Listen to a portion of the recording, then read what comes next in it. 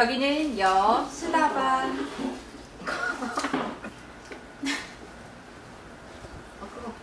네, 앞서 영상 한 편 보셨는데요. 그 영상을 보니까 어떤 단어가 떠오르시는가요? 여수다방 방송 4회째. 오늘의 주제는 바로 불륜입니다. 책 속의 한 구절을 읽어드리겠습니다. 애통하구나 가슴이 미어진다. 부부 유별은 사람이 반드시 지켜야 할 윤리 중 세 번째로 큰 윤리인데 무심하게도 아내는 나와 함께 어려운 삶 속에서도 동고동락해왔으나 뜻하지 않게 오늘 아침 나를 배반하고 다른 이에게 시집을 갔다. 아내가? 네. 와이프가 말하겠네요. 그녀가 내게 한 행위를 생각하면 칼을 품고 가히 죽이는 게 마땅하지만 그렇게 하지 않는 이유는 장차 앞길이 있기 때문이다. 그러므로 10분 생각해 용서하고 엽전 35냥 받고 영원히 우리 혼인관계를 파하고 위 댁으로 보낸다. 네. 재산분할. 명확하죠. 네. 제가 지금 읽어드린 이 구절은 19세기 최덕현이란 최덕현? 제가 웃는 이유는 아마 선배들은 아실 텐데 19세기 최덕현이라는 자가 혼인관계를 끝내고 그 자신의 아내를 높은 사람에게 시집 보내면서 첩으로 보내면서 썼던 편지 중 하나라고 하네요. 그래서 이게 아내를 네네. 이처럼 불륜이란 소재는 동서고금을 막론하고 언제든 화두가 됐던 그 소재입니다. 오늘 저희가 다룰 주제이기도 한데요. 사실 불륜하면 어떻게들 다들 생각을 하시나요? 한마디씩 해주시면. 사실 불륜이라고 얘기를 하면 사실 자기가 내가 나쁜 놈이 될 수 있다라는 생각보다는 네. 내가 피해자가 될 수 있다라는 쪽에 좀 더 기울어서 생각을 하게 되는 것 같아요. 근데 네.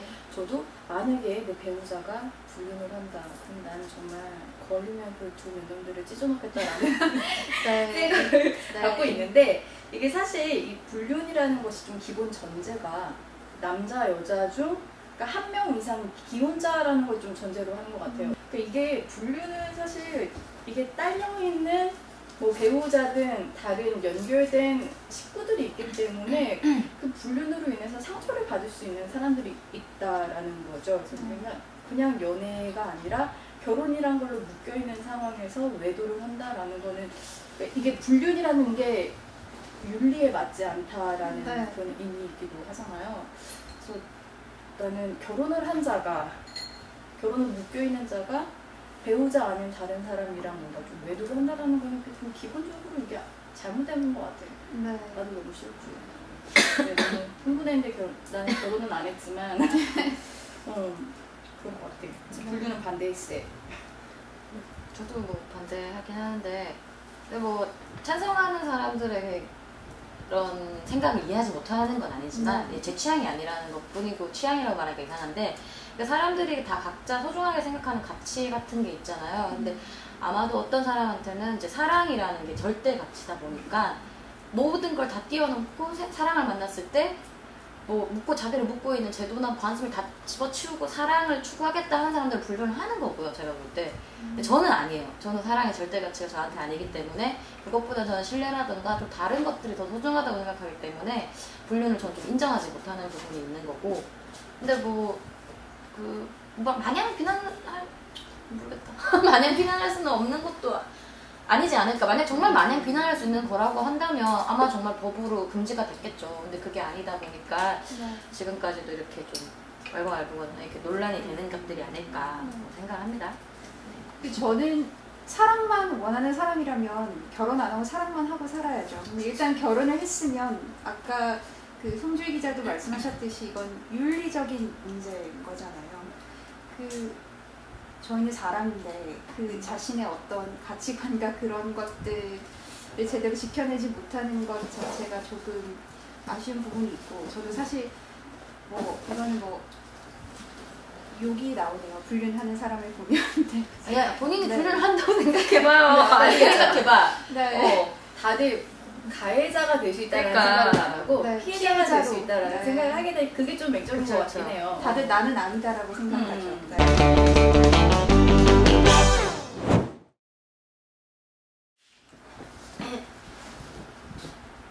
네. 그럼 사람들이 과연 불륜을 하는 걸까요? 다들 이성도 있고 판단할 수 있는 능력도 있는데 말이죠. 네. 일단 뭐 가장 큰 거는 안 통하니 간통을 하는 거다라는 생각이 들어요. 정답이네요. 일단은 뭐 서로가 뭐 말이 안 통할 수도 있는 거고 정말 침대 위에서의 바디랭귀지가 예전만큼 만족감을 못 줄 수도 있는 거고 어쨌든 이게 뭐 다 안 통한다라는 게 문제가 되는 게 아닌가 싶어요. 제가 경험해 보진 않았으나 그래서 사실 각자 이제 사랑의 환상에서 벗어나서 현실을 살다 보면 각자의 일도 있고 사실 집에서 한 공간에서 만날 수 있는 시간도 그렇게 길진 않을 거라는 생각이 드는데 그럴 경우에는 배우자보다 직장에서 공유하는 게 더 많은 또 다른 이성에 노출될 가능성이 많을 것 같아요. 네, 항상 화두가 됐던 뭐 오피스 와이프나 그렇죠. 이거는 거죠. 그래서 뭐 좀 그런 문제도 있는 것 같고 또 한 심리학자가 사랑의 삼각형 이론 뭐 이런 거를 얘기를 했더라고요. 어렵네요. 근데 그 사람에 따르면 사랑은 열정과 친밀감과 책임감으로 이루어진 삼각형이다 이렇게 얘기를 해요.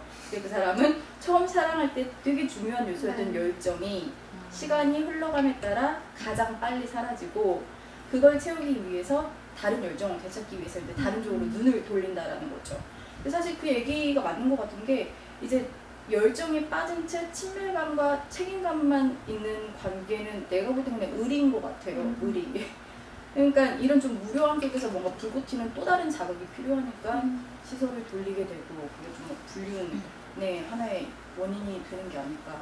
네, 저는 그냥 정말 단순하게 욕망 같은 게 불륜을 좀 부추기는 그냥 요인이 아닐까? 왜냐하면 대부분 뭐 나중에 막 드라마나 영화에서 보면 나오듯이 막상 불륜을 저지른 상대를 보면 너무 별로인 사람이랑 하는 경우가 많다고 하잖아요. 뭐 이런 애랑 뭐 이런 애랑 사귀려고 지금 나한테 이런 거야? 뭐 이런 왜 드라마 같은 데 보면 그 본처가 늘 하는 대사가 그러니까. 있잖아요. 너 이런 X 만나려고 나랑 그런 게 약간 그 금기가 약간 플러스가 되면서 되게 상대방이 매력적으로 느껴진다는 게 아닐까라는 이렇게 언급해 주셨는데 사실 불륜에 대한 사회적 시선도 많이 변한 게 사실입니다. 우리가 그 드라마나 영화만 봐도 그 불륜이라는 소재를 다루는 그 표현하는 방식에 많은 변화를 읽을 수가 있는데 그렇죠. 네. 사실 뭐 그런 거 많이 목격할 수 있는 게 대표적인 게 영화나 드라마인 것 같은데 이제 옛날에는 방금 경미 기자가 얘기했듯이 정말 불륜을 다루는 스테레오 타입이 돈 많은 중년 기혼 남성이랑 되게 허영심 많고 성공욕이 있고 되게 예쁜 아니면 너무 섹시한 젊은 미혼 여성이 불륜을 하죠. 그리고 부인은 순종적인 전업주부야. 돈도 없어. 그래서 사회를 잘 몰라. 그래서 좀 그런 모습이었다면 사실 이게 좀 90년대 되면서 분위기가 많이 바뀐 것 같아요. 옛날에는 이런 식으로 표현됐다면 90년대 들어서 이제 불륜을 하나의 사랑으로 또 조명을 하는 그래서 불륜 앞에 아름다움이라는 수식어가 붙었던 드라마가 있어요. 황신혜 씨랑 유동근 씨가 나왔던 애인이라는 드라마인데 이게 딱 그거예요. 가정 가지는 30대 남녀의 만남과 헤어짐을 이렇게 그리는 거예요. 근데 옛날 기사를 찾아보면 진짜 가히 신드롬이었더라고요. 이게 신드롬이라고 하면 어느 정도일지 여러분이 감이 안 올 수가 있는데 국정감사일까지 드라마가 등장을 했대요. 그래서 그 문체부 그 국정감사에서 모 의원이 이 애인이라는 드라마는 패널 같은 드라마다, 독극물 같은 드라마다라고 얘기를 했는데 더 재밌는 건 그 다음날 이 의원들 사무실에 주부들이 야 이런 재미도 없으면 어떻게 사냐, 당신 너무 고리타분한 거 아니냐 이런 식으로 항의 전화가 빗발쳐서 국감 준비에 지장을 받았었다라는 기사까지 나와 있어요. 저는 이거 그냥 우스갯소리로 이 드라마가 제가 엄청 어렸을 때 방영이 됐던 것 같은데 보지 말라고 엄마가 눈을 가렸던 기억이 나네요. 진짜? 보고 싶었는데. 되게 훌륭한 과정인데? 다시 그렇게 자극적인 장면은 없었던 것 같은데요. 보면서 봤었는데. 그리고 뭐 요즘에 뭐 얼마 전에 했던 미래라는 드라마 보면은 사실 거기에는 그렇죠. 유아인과 나이 많은 기혼 여성과 젊은 미혼 남성이 또 이런 것도 또 한 번에 금기롭게. 그지. 점점 많이 좀 바꾸고 있는 것 같아요. 뭐 불륜이 아름답냐 아니냐는 뭐 각자의 가치 판단이겠지만 그 불륜은 그리는 시각 그리고 스테레오 캐릭터들의 네. 변화를 좀 많이 볼 수 있는 것 같아요 요즘. 근데 사실 그렇게 아름답게 포장을 해도 실생활에 벌어지고 있는 불륜이 그렇게 아름다운가요? 저는 난리 날 수 있어요 지금. 저는 사실 주말마다 이제 등산을 자주 하는 편인데 그 누가 봐도 불륜 같은 그런 40, 50대 중년 분들 아주 행복해 보이시더라고요. 누가 봐도 불륜 같다 하면 어떤 특징이 캐치가 되길래 그런 건가요? 이거 섣부른 일반화인가요? 나는 궁금해서 그냥. 너무 아무튼 아주머니가 되게 애교가 많으세요. 저는 가서 한번 애교를 한 수 배우고 싶다라는 충동이 느껴질 정도로 어떻게 저렇게 물론 진짜 부부일 수도 있죠. 그러나 네, 조금 그렇네요. 이거야말로 문제 같아요. 왜 정상적인 부부가 이거를 부르지 않을 거라고 생각하는가. 그렇죠. 제가 2년 중에 선입견이 너무 많이 머릿속에 자리하고 있는 것 같습니다. 그렇죠. 이 정도로 우리 주변에서 불륜에 대한 좀 인식이 좀 왜곡돼 있는 게 사실인 것 같긴 해요. 같기도 하고.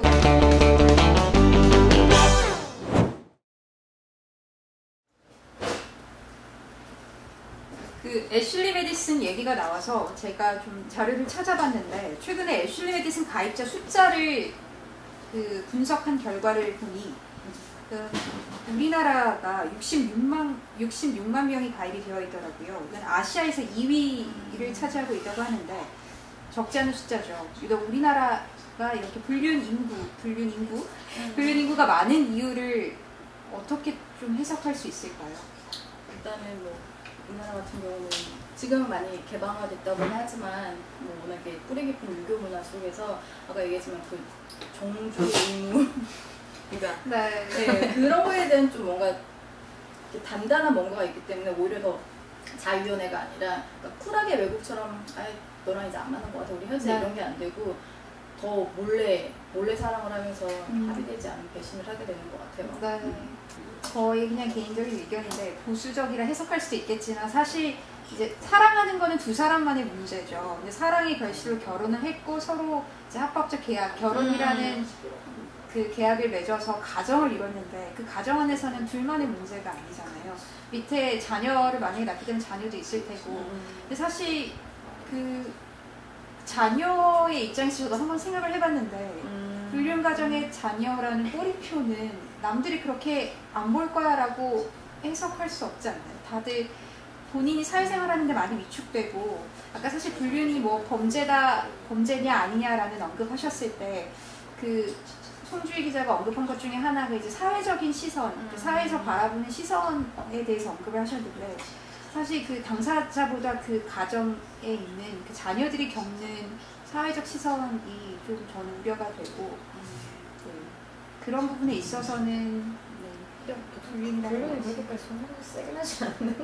네. 아니야 아줌마들 사이에서 얼마나 건강 그래도 그 집안 자식까지 욕하는 경우는 저는 별로 못 본 것 같아요. 그냥 그런 거지. 요즘 뭐 애들 중에 영악한 애들이 많으니까 쟤네 엄마 아빠 뭐 그런 바람나 때문에 막 이런 얘기 하는 애들이 있을 수도 있으니까.